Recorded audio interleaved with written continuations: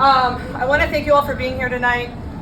Tonight is an incredibly special. یہ ہیں فلسطینی امریکی شیف جنین دینا۔ After this is just the ice cream.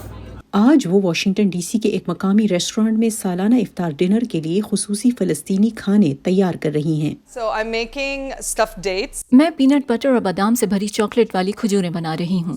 Dinner کا پہلا کورس آرائس ہے جو ایک فلسطینی ڈش ہے۔ اس میں قیمہ، مسالے اور پیاز کو روٹی میں بھرا جاتا ہے۔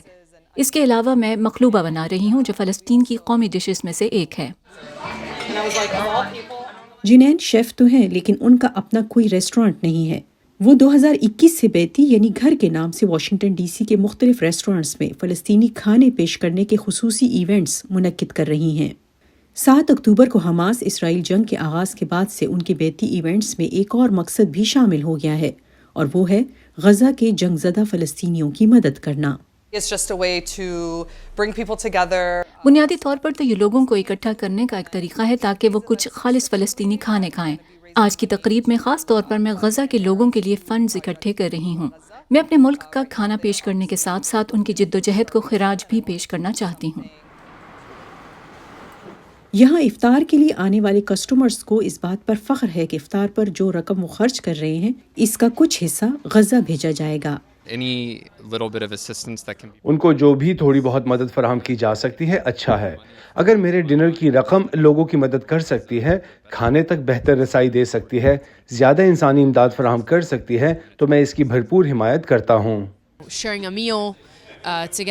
مل بیٹھ کر کھانا کھانا اور اس کے ساتھ ہیومینیٹیرین اداروں تک پہنچنے والی امداد میں حصہ ڈالنے کے قابل ہونا ہمیں غزہ کے لوگوں کی مدد کرنے کا ایک ٹھوس طریقہ فراہم کرتا ہے۔ جنین امریکہ میں ہی پیدا ہوئیں اور یہی پلی بڑی ہیں۔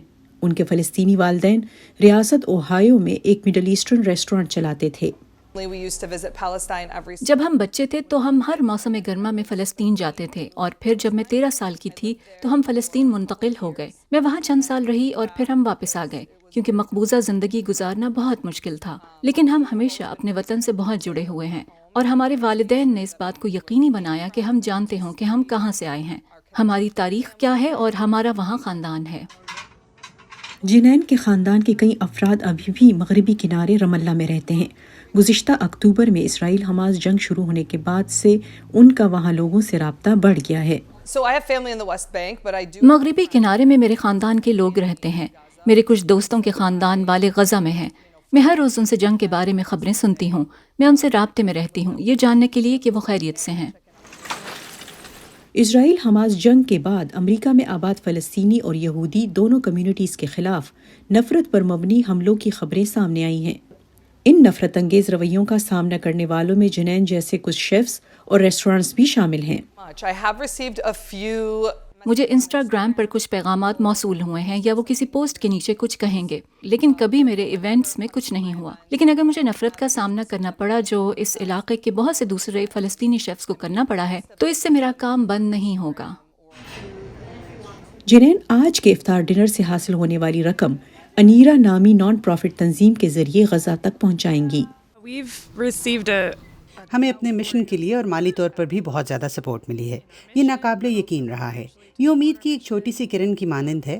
ہم غزہ کی صورتحال پر اتنی ہی تیزی سے رقم خرچ کر رہے ہیں جتنی تیزی سے ہمیں یہ موصول ہو رہی ہے۔ جنین کا کہنا ہے کہ وہ ایک شیف کی حیثیت سے فلسطینی کھانوں، تاریخ اور ثقافت کو اجاگر کرنے کا مشن جاری رکھیں گی اور اس سال دیگر امریکی ریاستوں میں بھی اسی طرح کی تقریبات میں فلسطینی کھانے پیش کریں گی۔ Nilofar Mughal, voice of America, Washington.